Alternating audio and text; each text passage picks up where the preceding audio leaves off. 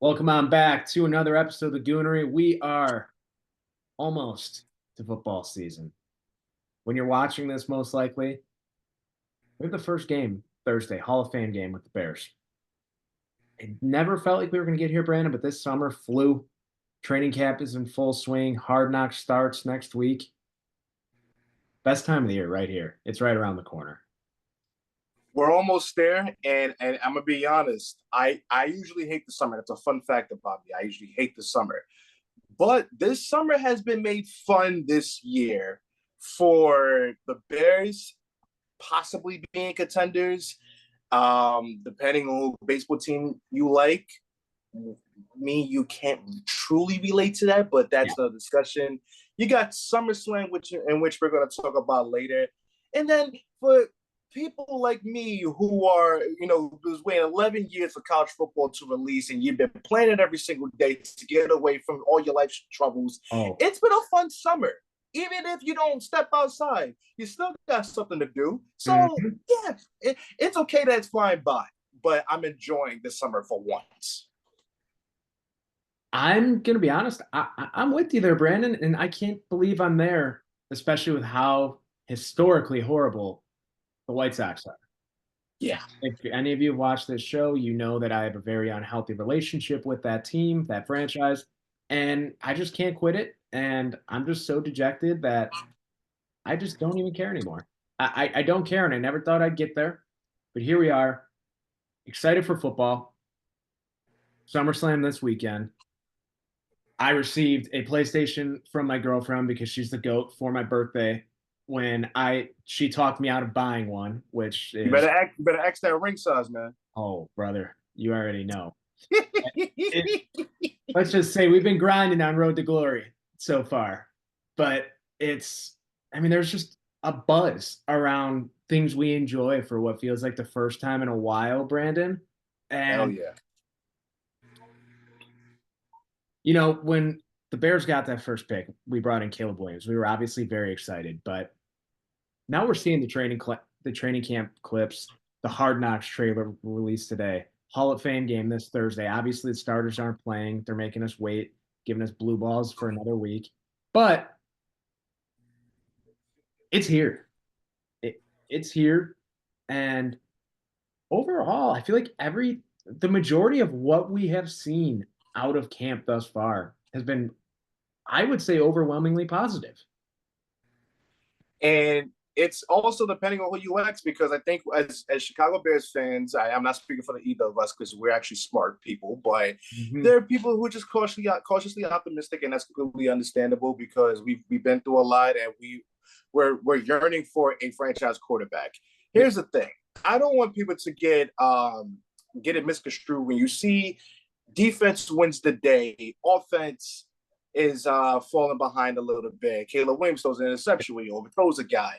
Look, I am going to say the most cliche saying that can describe the situation. Iron sharpens iron. Fact of the matter is, defense is going to be the strong suit of the Bears. And that's on And paper for now, because no matter what, Caleb Williams could be the number one pick, but guess what? He's still going to need to get on the field and produce. yep. So until that happens, we're going to say the defense is a strong suit of this team. And no better way of making your offense better by going up against a unit that was top 10, but only got better with experience and the guys that they brought in. Mhm. So I'm not worried about anything right now because it's training camp. The games still have to be played.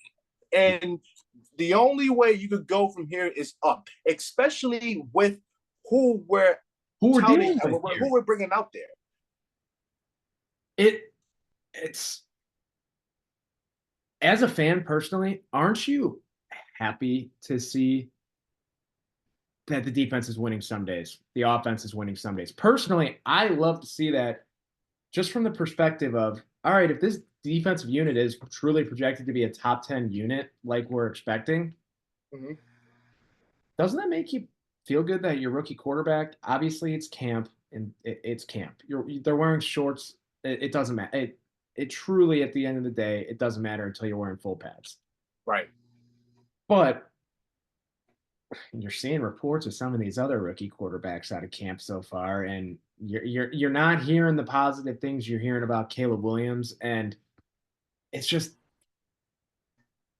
and everything that people said, oh, Chicago fans aren't gonna like Caleb Williams for X, for Y, for Z. There's always a plethora of reasons.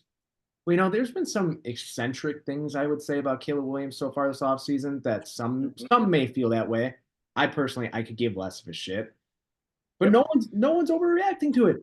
It's just people are embracing him for who he is and what he is, and you don't see anything bad from Bears fans right now, which it warms my heart because this show and just anytime you talk about the Bears the last, I don't know, 10 years has just been toxic. And it all Yeah. begins with the quarterback position.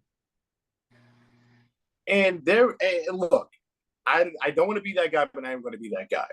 There is clearly a winds of a changing of the winds. I just some things just feel different. The Yes. approach, the whole thing with not winning, that everyone's got earned their spot. Everybody has a set spot. Eberflus feels like a different guy, and one thing Dude. that I will say is different, and hopefully this translates to the actual game. Caleb Williams said in his press conference that reading blitzes is going to be the main thing he wants to work on in training camp. Matt Eberflus did his best to throw blitzes at him. Throw blitzes at him. Exactly. One thing that Matt Eberflus barely did, whether he was defensive coordinator for the Colts or the head coach of the Chicago Bears, was send blitzes. Yep. So that right there, I think this is gone from last year. He learned that Tampa 2 was great in 2006, but it's not going to work. It doesn't work anymore. It doesn't work anymore. So hopefully that's going to translate into the game. But I just want something to just feel different. It feels more competent. But as for the Chicago Bears, there's always a but. I do have a concern with this offense. Now, we've seen reports that Caleb Williams had to make plays out of the pocket, which is not bad on its surface because that is what he is known for. Yes. Going back to college. There is a concern to me with the offensive line in general. And it's really one thing: continuity. Continuity. Yep. Last year, continuity just did not exist with the Chicago Bears offense. And the reason was the offensive line. And the reason the offensive line was that reason is because the starting five that they was going to put out there, they was not out there practicing and back in July. Mm-hmm. And why was that? And before I say this, this is not me casting aspersions on him or what he was going through last year. It is well documented. It's a valid concern. Very valid concern. And if anybody feel like they could go through that and still play ball at an effective level, I will call you a liar. But Nate Davis last year lost a family member. It obviously affected him, and nobody should hold him to that because obvious reasons. But let's fast forward to this year. I don't know who he thinks he is in terms of him thinking he doesn't need to practice. I'm here to tell you, you are not Tony Baselli. You are not Jonathan Ogden. You are not Quentin Nelson. You're Nate Davis. And you are on the cusp. And granted, I know what Shane Waldron said. He's going to be the starting right guard whenever he gets back. Mm-hmm. But no coach is going to sit there and say, oh, this guy's going to lose his job to the media when it's just training camp. That's not going to happen. But it's trending in a way where, does he want to be here? Does he want to play football? If he doesn't want to play football, he needs to make that decision. And I understand from his perspective, you're not going to give up money so you can walk away. I completely understand that. But there needs to be a compromise because this is going to affect the offensive line. The lack of continuity, and you're going to plug them back in, it can't work that way. Consistency needs to be there. And that sentiment was kind of rattled by Eberflus yesterday. I'm not sure if you saw that quote, but he essentially said that the best ability is availability, and if you're not here getting better, getting yourself ready for this, yourself, the team, like he pretty much said that just doesn't work. So was he going to say that last year? no, and I'll tell you what changed. Daddy Flu's got a haircut and grew himself a beard, and he just has a swagger about himself now Yeah. that it's like, you know what? Let's get this done. And do I still love Matt Eberflus? No. But have I No. come around on him? Absolutely. And I really hope that Hard Knocks does not change my opinion and I have to keep doing mental gymnastics with him because Yeah. that is a concern of mine that we're going to see truly like as much as they show on Hard Knocks about Matt Eberflus. And I'm just worried, like, if things start out not great, let's say, I don't know, let's say they start out 2-5, right? Like that's Mhm. just throwing that out there. Yeah. Is Eberflus getting fired? Like, or do they give him the full year and see if they go under 500? Because I think that if they go under 500 this year, he's out. He's out, I think. And it just sucks because all fans want is all we've ever wanted was continuity, and it's always been at the quarterback position and as a head coach in recent years. Yeah. And I just don't want to see that happen to Caleb Williams and just potentially repeat that cycle. And the fact of the matter is that I know I was one of the people who's calling for Eberflus' job after the season was over. We all But were. let's look at I mean, so both of us were here. absolutely, and but let's look at it like this. A lot of people threw out the term lame duck. And but Yeah. the fact of the matter is that look at the changes made in the offseason. Look at the guy who they drafted. Look who they got rid of. Look who they added to the quarterback. If he gets fired, well, if he gets fired, like there's the continuity is there, and the fact of the matter is, the offense was the main reason why the Bears wasn't going to contend. Mm-hmm. They did not contend last year because of their defense. Defense did their job. The offense needed a boost. So in that regard, for a guy who does control the defense, it wasn't all of his fault of why the Bears didn't get to the playoffs. So in my opinion, if considering that they upgraded on the offensive side of the football, then all the Eberflus got to do is do his specialty, and if that fails, then guess what? His case for being fired decreases tremendously. Yep. But the offense has to keep up, and that's the main point. And it runs through a rookie quarterback, and that is, I'm sure that is scary. But you're getting a guy as talented as Caleb Williams. I mean, big news today. Bears extended DJ Moore. Yes. True number one receiver. And if that doesn't, obviously they're going to be committed to a first overall pick at quarterback, but they could have made this extension when Fields was still around, if we're being honest. I mean, DJ Moore had 1,300 yards last year, which is insane to think about. And yeah, Caleb Williams now has DJ Moore for, as a five more years, I think. yes, total. So 5 more years of DJ Moore, 4 more years of Odunze, and 4 more years of Cole Kmet guaranteed. Yep. He is being set up for success, and we have not seen that. And correct me if I'm wrong, I think that this is the first extension for a Bears wide receiver while still under contract since Brandon Marshall. Maybe like yes, it has been since Brandon Marshall. I can't think of another one, which is insane to think about. And that has been kind of a testament to how the Bears have seen the wide receiver position, no matter what the regime is. Mm-hmm. It's really that simple. Yeah, and there's just, I don't know the last time I've actually been excited for a Bears season. Like 2018, there really was, like, there was like some buzz, but it wasn't like this, man. Like it finally feels like it's a new era for the first time in a long time. 2019 was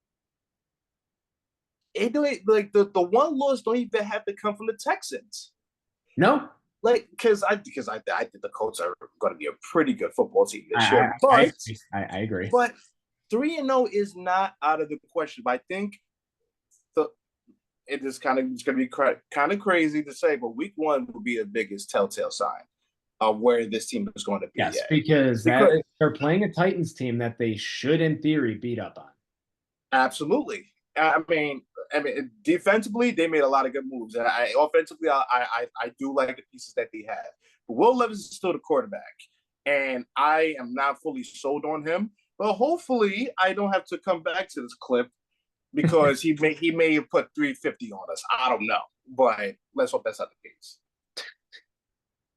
Yeah, and then they have a stretch from, just pretty much October into the first couple weeks of November. They have a stretch of Carolina, Jacksonville, Washington, Arizona, and the Patriots. You have to. I mean, I, I will go as far as to say if we have more than one or two losses from that stretch, I think we're going to be in a really bad spot when it comes to contending for a playoff spot. I agree. I agree because I think out of those, I think that I still think Jacksonville can figure it out. I do. I'm not I out. agree. But same thing with Arizona. If you have healthy Kyler Murray, I'm not out on them either. But it's nice to that we're already looking into October, November right now, trying to talk ourselves through this because we weren't doing this in the past. We weren't. Yep. It's just one of those dumb things that you're like, fuck. By that point, we'll be have 2 wins, and it's just gonna be miserable. Yeah. But we're out of Literally. those days. We're out of those days, thankfully. For now. Yeah. For now. For now. For now. Let's just put For an age strict on that for now. now. But yeah, exciting stuff. Just speaking of some other exciting stuff, SummerSlam this Saturday in Oh Cleveland. yeah. It's a stacked card. I have some complaints, I will say. I'm getting I want to preface. I think it's a great card. I think it's going to be a great show. I'm getting really sick of Triple H leaving some matches off a pay-per-view that should absolutely be on this. I understand he is trying to limit the number of matches on a card to make it feel special, right? I get that. Because what is there right now? I think there's 6 official matches potentially. Yeah, I think so. Yeah, I think there's 6 official matches, I believe.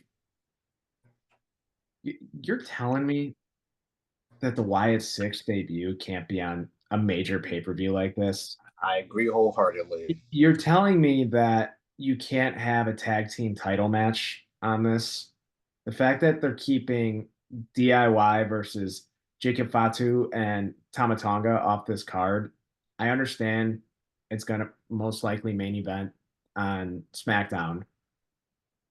But you're telling me that that's not a SummerSlam worthy match. The Bloodline's going to win that match. There's no way they don't. Let's just, it's point blank. It sucks that DIY has to be a transitional champ like that, but it's just going to set us up for, as Roman, the clip is on Twitter, cinema. Yep. And it, there's a genuine excitement all around. I don't know about you, but there's one match in particular that I think everyone's the most excited for. Absolutely. So let's get into that. Yep. Are you pro or anti Seth Rollins, special guest referee for Drew McIntyre and CM Punk? I am pro because at Okay. this, it's going to be a very, very screwy result, and the story is going to advance. I don't, and I'm gonna be honest. I'm gonna come out and say that I feel like we're going to be on the same page with this. Drew McIntyre is going to be CM Punk. Oh, there's not a doubt in my mind. And if he doesn't, they fucked up. I agree.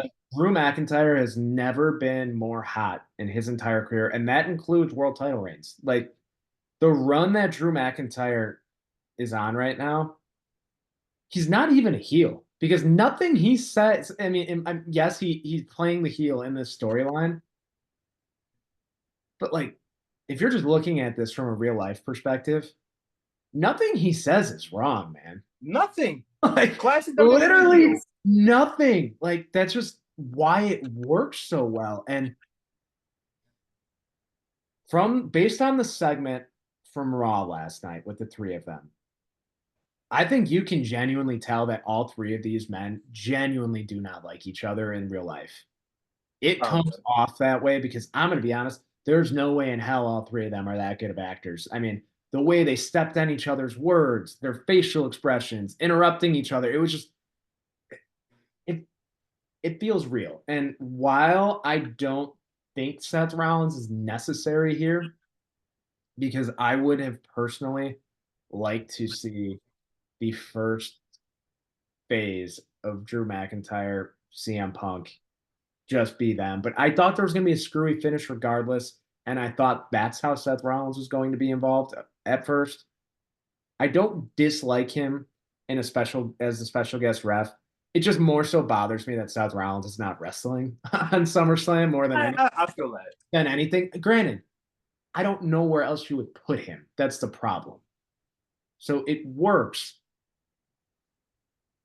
but I'm a lot more intrigued, especially after Seth Rollins essentially said it's gonna be no DQ because everything's gonna be up to his discretion.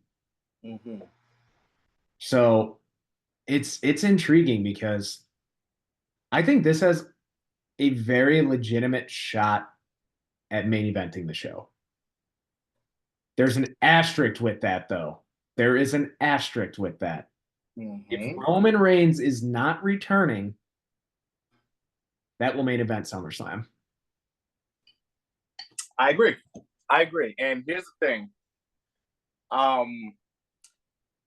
I think one of the underrated parts of this match that I think no one is really talking about, but I just thought about it today, and I'm like, if this happens, then I just don't know anymore. I want CM Punk to get through a match without fucking up a body part. Dude, I mean, That's the main thing. it's a genuine concern. It sucks because you know if he's healthy, he'll still be able to go. Exactly. That's not the issue, but it's like it looks like they've got him on the AJ Style diet. So I mean, hopefully things will be better, but like Yeah. it's it is a concern because if he cannot make it through this without getting fucked up again, he has to take a look in the mirror and ask, is this worth it to keep doing this? That's right. But commentary can use you, man. Oh my God, him on commentary. He's gonna eventually. I know he eventually wants to go work down in NXT with Shawn Michaels, and I think regardless of if the injury, I think he is going to stick around the WWE in some capacity for a 100%. long time now at this point. Because I mean, I know it's dirt sheet, you can't trust everything, but it seems like everything's been overwhelmingly positive with him since he's come back. Right. And the thing is, like, if I will say this, because Punk has an ego, we all know this. We all know this. I will say, if he's truly changed, that means he's taken the fall. Because let's be honest, in AEW, depending on who you talk to, because I have an opinion about this, did he deserve to take the title off of Adam Page? Probably not. No. Did he deserve to win that match against John Moxley after that bullshit that took place prior? That was insane that he won that match. Crazy. And truthfully, I have a theory that CM Punk knew he has Tony Khan in his pocket. So he was doing anything possible to get over it, and Tony Khan will say, yes, I want to keep you happy, and I want to keep you around. And I get that. It's a double-edged sword. I mean, he was undoubtedly the biggest star in that company. I mean, he was. And I understand there are other big stars in that company, but no one has the mainstream recognition that CM Punk has. That's right. Because, being the front man of Fozzy isn't getting you there. and Bro, bro, and for no, reals. no offense to Brian Danielson, I don't think he wants that anyways. And you know And what? that's what makes him a goat. Exactly. Exactly. Yep. But I think we're on the same page here. If Drew McIntyre does not win this match, I don't know what direction they're going in, other than let's just have Drew McIntyre just wreak havoc on the entire roster. And like I don't know what the plan is. Hold on. I had a thought as I'm thinking through this now. Mm-hmm. The Forbidden Door's open. Does he this is definitely very far-fetched here, but let's just fantasy book for a second. All right, he loses to CM Punk. He comes to Monday Night Raw, takes out Adam Pearce. He gets fired. What if you have Drew Galloway show up in TNA and win the world title and lead an invasion angle? It would be funny considering the former Dolph Ziggler just won it, I know, but I know. truthfully, no one No gives one a cares, crap. and that'd be perfect Dolph Ziggler fashion. It'd just be a transitional champion. Literally. But you know what? If there's side note, I'm waiting for the day that actually does happen. Like I'm like that. Like it feels like there's It going feels to be a inevitable. crossover guy that is going to win one of TNA's championships. They're already planting the seeds with like Charlie Dempsey, and they had what's girl's name? I don't know why I'm drawing a blank on it, but yes, I feel bad not. I like literally she's like literally cosplaying Daphne. I don't know Yes. why. Yep. Tatum Paxley. Yes. They got her over there, and Jordan Grace, who's inevitably going to make the jump to And she WWE. will.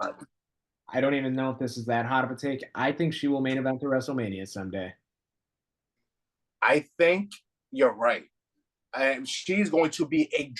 Think about this, TNA. All the movement they have done over the years, they have been Still kicking, and they're they, they're they they're, they're firing on almost all cylinders right now. and guess what? When Jordan Grace hit the NXT arena, I'm surprised the roof didn't pop off. That's how popular she is in a company that is like the disliked stepchild, Yep. like of And wrestling companies. and speaking of, that wasn't even the loudest pop a TNA superstar got at the Performance Center. That is true. I That believe. is true. I believe. I think we're gonna miss the concert, but I will make sure to Oh make a yeah, link yeah. I will be tuning to in. watch that. So, But but no, like one thing that because the payoff, because like for example, because we'll go back to the Drew McIntyre thing, and like I do think the payoff to a feud is something that I don't necessarily like from Triple H sometimes, and I'll give you an example because I feel like even though I absolutely love what Y6 is doing, I like the storyline, I like the basis behind the storyline, but I do think that they transitioned very quickly into that. They quickly transitioned Chad Gable from the oldest thing to Y6, and he's balancing both, which I think is a good thing where you're kind of reaping what you sow for pissing yes, both I people. agree. I agree. But I feel like more attention should have been. I think it should have been a one-on-one blow-off match between the two, which I think is still coming, but I feel like that should have happened before. Well, here's my problem with that is how long are you going to be able to put that match down the line, right? Because exactly. they're gonna have this 6-man tag match on Raw, right? going to lead to an eventual Uncle Howdy and Chad Gable match. Correct. And at that point, that's going to be, I don't know, like, when do they? I mean, that's going to be on pay per view. Uncle Howdy's not going to have his first match on Raw. Right. How much longer can you keep delaying Chad Gable and Otis? And shout out to Otis for still being as over as he is for doing absolutely nothing. And it's only a matter of time until he wins a mid card title, and I'm going to pop like a motherfucker when he does. And the crazy thing is, he don't even need to. He is one of those guys that will get a reaction no matter what. That's how over he is. And it makes no sense. I mean, yes, he moves well for a big guy, but he's a traditional goofy looking baby face. And I'll be honest, social media has got to be playing such a big factor in how over Otis has gotten, just with all of the TikToks and the clips and the videos of him that come out. Because that motherfucker can move, and it's just funny to watch. He's literally Viscera without a Viagra pill. You're literally. You're not wrong. You're not wrong. Yeah, I mean, I wish that would have made the card for SummerSlam, though, Otis and Chad. I agree. And I really wish it would have been for the Intercontinental title. Speaking of. Yeah, it's Bron's time. It's Bron's time. It has to be, because if not now, I don't know when it should be. Because I'll say this, if he does not win the Intercontinental title at SummerSlam, he's the next world champ. Because probably I have a take that is going to potentially upset some people. I don't know. Okay. I don't know if Gunther wins the world title this Saturday. Oh, you know, I gotta tell you, I'm very on the ropes about that. That's the one match I can't. And that's a good thing that people are on the ropes. I agree. Because one, Damian Priest is hitting his stride. Shout out to him, by the way. I fucking love Damian Priest, man, and I've always liked Damian Priest, but goddamn, him doing this not generic, like a natural progression into becoming a babyface has been so good to watch, and the pop he got when he took out Gunther on Raw last night, that was a legit loud babyface pop, and that's coming from a dead crowd in St. Paul last night. Yes. And I think that if Gunther wins the world title in his first match, I know this is contradicting what I said about Triple H, like, oh, everything needs to be long-term. You run into the risk of people just getting sick and tired of Gunther it reign of terror. And not that I love Gunther. I mean, I don't think I do too. He's top 3 wrestler in the world, and I don't even think that's up for debate. But you run into people just turning on Gunther. I mean, you know how much of a fickle bunch wrestling fans can be, and if he is, because when he's champ, he's just coming off of how many days as Intercontinental champ at WrestleMania? That would be 4 months of not being a champ, and yet he's been in the title picture the entire time because he won King of the Ring. It's not that I would dislike him as the world champ. I know I would enjoy the hell out of it. I'm just trying to think logically about how to not make the entire fan base turn against him eventually. And the fact is, it's really I think you piss off fans by having him win, but it's really not his fault. No, it's strictly due to Damian Priest's climb up top. It's just that, nothing else. But to me, I've said this on numerous occasions. Gunther to me is the perfect professional wrestler. Yep, perfect. Yep. He has no flaws. I will say though, you do run the risk, and there's nothing wrong with having a dominant heel champion. There's nothing wrong with that. We saw Roman Reigns for 4 years, and I enjoyed every second of it. However, if you're going to put the title on Gunther, it has to be for a very, very long time. And the only way I would be like, yeah, they made the right decision. The only way I would do that, Finn has to cost Damian Priest. Yes, I But wholeheartedly agree. but the You're, only but the you're going only to see thing. another Judgment Day betrayal on the same show. Oh, we're gonna get to that. But I will say, like, obviously, Finn betraying Priest the same week that he saved him wouldn't make sense. But down the line, that's gonna happen. We all know that. But I guess it's a good thing like you said, it's a good thing we do not know. And I would not hate because 3 weeks ago, I thought it was inevitable. I yes. just and it's going to be a hoss fight, and I can't wait. That's going to be the best match on the entire card, and I don't even think it's going to be close. You know what? I can't disagree. Yeah, can't disagree with that. From a pure wrestling standpoint, are there maybe a match or two that might be more entertaining, just from a pure entertainment level? Yes. Yes. But just you said it, Gunther's the perfect professional wrestler, and every time he is on a card, he's going to have the best match. Look, all I know is I don't know where that match is going to be on the card. I'm hoping it's first. I hope it's first. Here's the thing. I think there's going to be I do think another match is going to open to get off to a hot start. Logan Paul, LA Knight. Yep. You know what? And if Logan Paul wins that match, that is fucked. Yeah. Let me tell you when something. When he is around, I enjoy Logan Paul as a professional wrestler. Yes. Your mid-card champion should not be a part-timer. I 1000% agree. And people said, "Oh, is LA Knight gonna be able to? Is he gonna be able to keep this hot streak up for as long as he's had it?" He's like he won't be able to keep this. He won't be able to keep this momentum. And LA Knight just said, "No, no, no, no."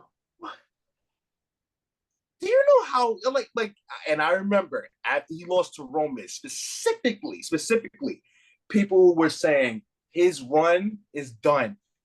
He gets the second loudest reaction on SmackDown these days. Yep. Outside of Cody Rhodes, he gets the second loudest reaction. Like people on the internet in the wrestling community just be lying. And I'm gonna be honest, his bag just keeps getting deeper in the ring. Like people keep calling him out and saying, "Oh, he's not good in the ring." I couldn't tell you the last time I've watched a genuinely bad LA Knight match. And it's World Wrestling Entertainment. There's not many people leaving me more entertained when he's on the screen than him. There is not a lot of guys in this company, I would say at the moment, that genuinely I just don't like their wrestling. And that's a good thing. But LA Knight is one of those guys. And if you bring up the work rate stuff with a guy that is genuinely entertaining, please go find something else to watch. Yeah. Please.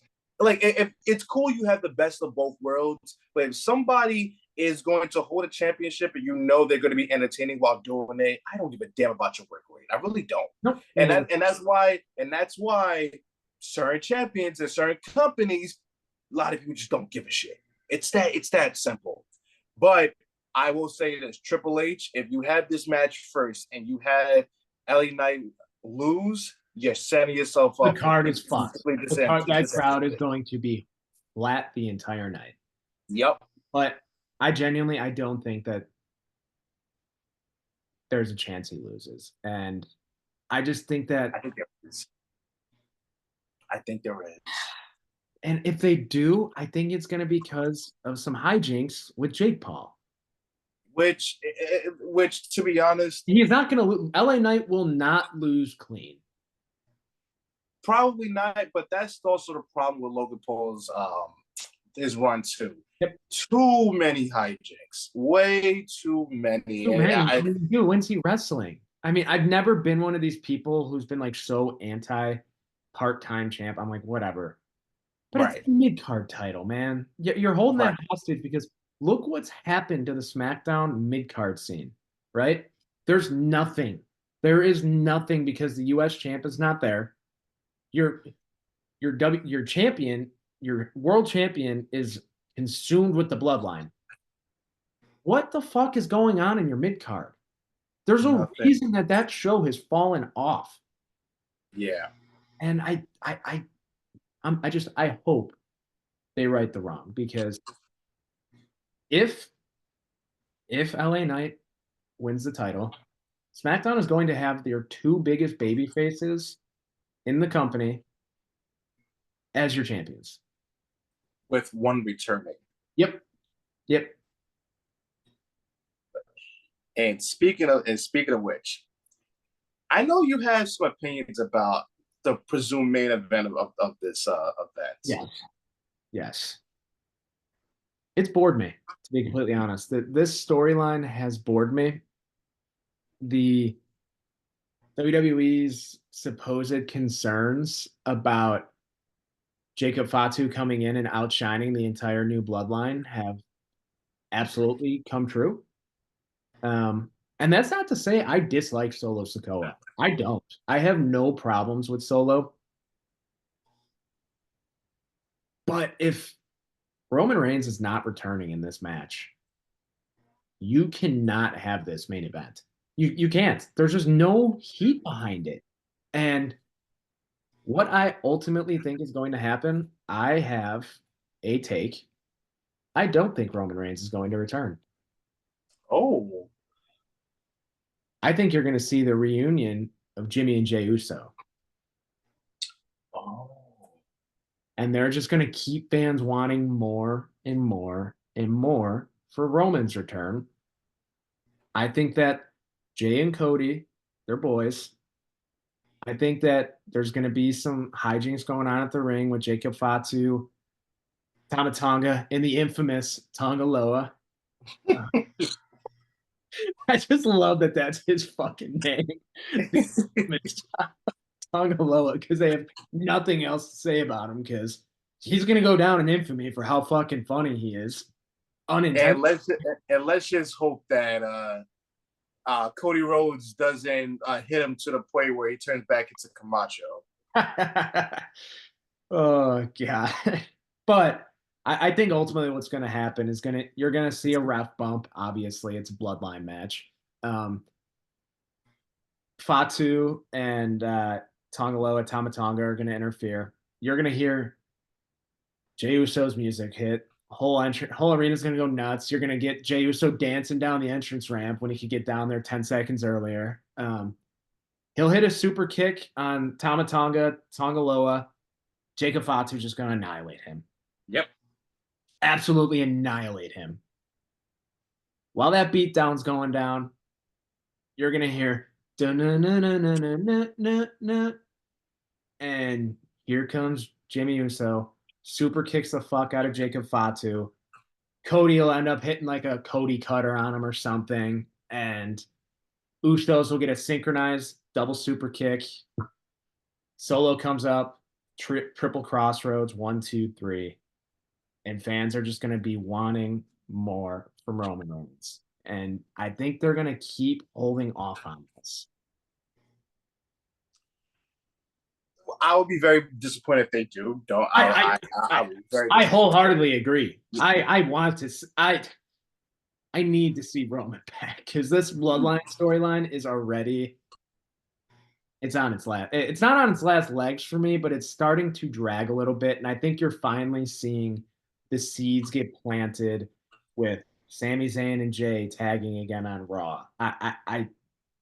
It's gonna be OG Bloodline versus Solo's Bloodline and War Games. It's gonna happen, and I know everyone was like, "Oh, Roman sent Jacob Fatu as a plant." No, that's just not happening.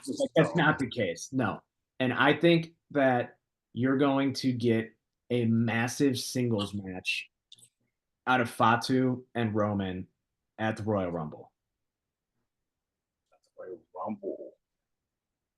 Because now let me ask you, what do you think would be the move at Bad Blood? I think that you're gonna see the Usos versus Tama Tonga and Jacob Fatu for the tag team titles. Okay, okay, okay. I think that that's kind of the direction that that's going in. Although I wouldn't put it out of the question if they don't want to wait for War Games. Do you do a big bloodline match at Bad Blood? I mean, it's in the title. I understand, like, you know what I mean? I think you should. I think. And Yeah, I don't know. and That's a here's good my question. thing. This is the time you get Cody Rhodes the fuck away from the bloodline until it's him versus The Rock at WrestleMania. Which God forbid that happens. I don't want that. I'm gonna be I honest. don't want it either, but I think it's inevitable at this I point. think it's low key inevitable, and that's gonna bother me a little That's bit. not going to But be a good, that's not going to be a good match. It's not. Like Cody can go, but he's not carrying a 50-something-year-old Dwayne Johnson to a good WrestleMania main event. right. But here's my take on this match in general. Now, there's a lot of people that I feel are overhating Solo, but here's why I love Solo's run so much. Do I like the circumstances in which it started? No. It did him no favors. Mm-hmm. However, building stars at this point is so damn vital. Yep. And what he has surrounded himself to be around has made him into a legitimate threat. Yeah. And the fact is that this is exactly what fans should be wanting. He's not going to win a championship, but you built him up so you have a continuation of the storyline that carried the WWE for a very, very long time. Let's be honest. Mm-hmm. So I'm very aware that Jacob Fatu is going to surpass Solo at some point in the near future.